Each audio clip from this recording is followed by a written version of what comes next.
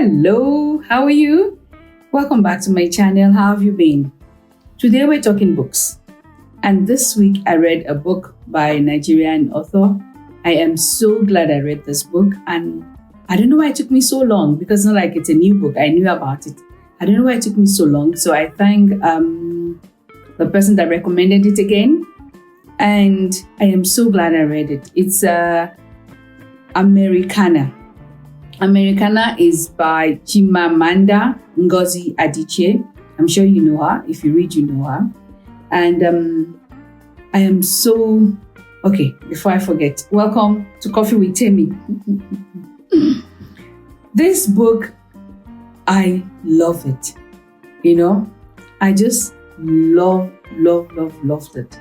If it wasn't such a long read, I would go ahead and read it all over again, but I'll probably read it all over again in years to come. It's a love story. And I really don't do romance. You know, I don't do romance. Okay, this is in my mouth. Okay. You know, I don't like reading romance, but this is a love story that endured, you know, from primary school to adulthood. It went through stuff. This book made me cry. It made me laugh. It made me happy. It made me sad. And it made me homesick. It made me, you know, it's when they're writing about things from your place, you understand what they're saying, you know? Even though the language is not my language, I knew what they were saying. But some of these are so familiar. Oh gosh, they are so familiar.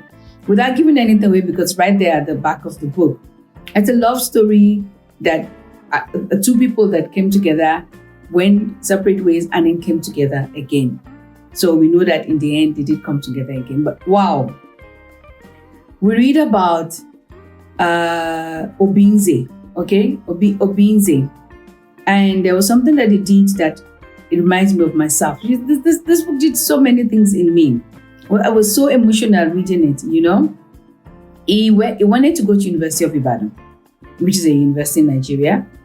And he wanted to go because he had read something about Ibadan. He read a poem, a story that was about Ibadan. Where he went to University of Ibadan finally, and it wasn't what he expected it to be. It reminded me of that.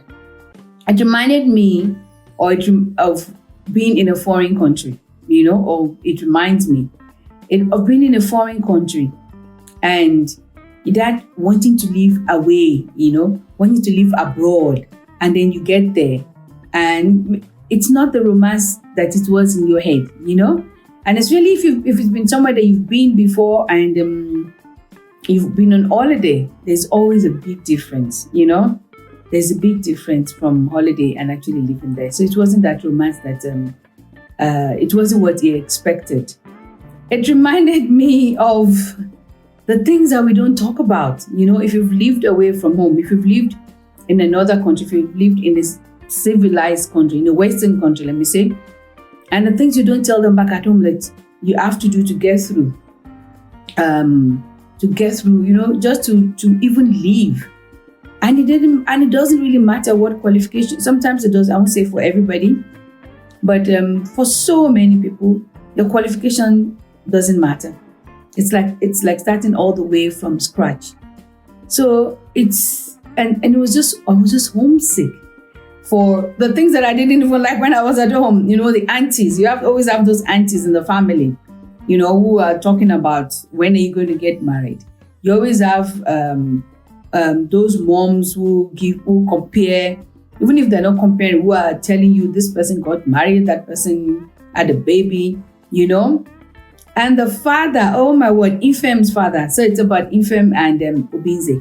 Ifem's father reminded me of the older men, the elderly men who were educated by missionaries, you know, and the English they would use, their handwriting. I remember my handwriting, my father used to say, it's like chicken scrawl. You can't read it. Even up till now, I can read some of the things that I write. So it was a lot of stuff that I could relate to. And I just like the way she went back and forth. There's the hairdresser who wanted Ifem to talk to her boyfriend, one of her boyfriends. She has 2 Nigerian boyfriends. One of her boyfriends to marry her because she had been told his mom wouldn't allow him to marry a non-Nigerian. So here you are, you have an American boyfriend and your parents have approved. So talk to him that it's okay, and the things that you think will work. And all that references to how foreigners who have not been to Africa will assume that we are maybe like, to the countries. They don't actually see us as countries. They see us as one country. Another very big one either, because if I say I'm from Nigeria and they talk, oh yeah, I have a friend, it's from Senegal. Do you know him? Is this and that? You're like, Senegal is another country entirely. Even if I was in Senegal, the likelihood of me knowing your friend is kind of slim, It's so, she writes, she is an amazing writer. And I like how she painted. There was no, what's it called? There was no polishing the streets of Lagos, for example. Oh, if you've been to Lagos, I don't need to describe it to you. And if you haven't been, it's vibrant, it's alive. You have to be alive and awake if you're living in Lagos or even visiting. I like the book also because Ifem is a strong woman. I like strong women, hey? Ifem is a strong woman.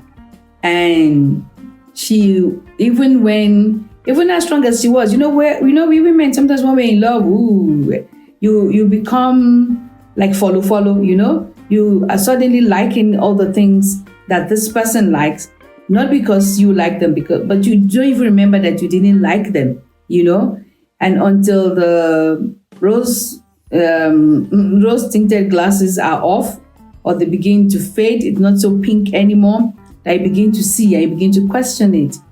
But I like the fact that she allowed herself to love, not once, not twice. She allowed herself to love, and in each relationship, she gave of herself. She just gave what she could. But in some, I think she was just self-destructive as well. She was just self-destructive. It was just beautiful.